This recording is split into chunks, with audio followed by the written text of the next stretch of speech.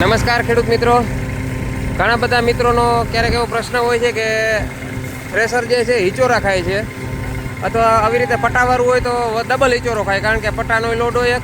તો એનું સેટિંગ તમને બતાવું. સામાન્ય વસ્તુ છે, આપણે જે પાછળની ઘોડી ચડાવવાની આવે એ સરખી ચડી ન હોય એટલે આપણું થ્રેસર જે છે હિચોરા ખાતું હોય છે. અને ક્યારેક આગળ પણ ઘોડી મારવી પડે છે, ક્યારેક સરખું મંડાઈ ગયું હોય તો ક્યારેક નહીં મારતું હોય, અને ક્યારેક તમારે સરખું નહીં મંડાણું હોય ત્યારે મારતું હશે, એવું બધાને થતું હશે. તો તમને બતાવું આગળ. આજે અત્યારે ઘોડી છે, તમે જોઈ શકો છો, ઘોડી ઉપર છે આપણું ટ્રેક્ટર. જો આ ટાયર સાવ ઉપર ઊંચું છે.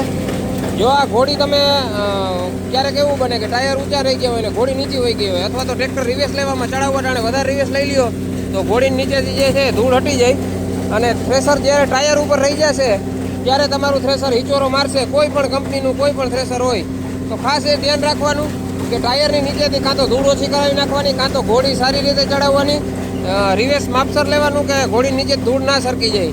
એટલે આ રીતે તમારું થ્રેસર રહેશે એટલે ક્યારેય હિચોરો નહીં મારે. તમે જુઓ, શક્ય હોય તો એક આગળની ઘોડી ચડાવી દેવાની જરૂર પડે તો, અને જો જરૂર પડે તો આ રીતે અહીંયા આગળની ઘોડી પણ ચડાવી દેવાની, જો આ રીતે ચડાવેલી છે, જેથી જે છે હિચોરા ના મારે. અને ખાસ બીજું એક કે ટ્રેક્ટરને હેન્ડ બ્રેક ક્યારેય થ્રેસરમાં મારવાની નહીં.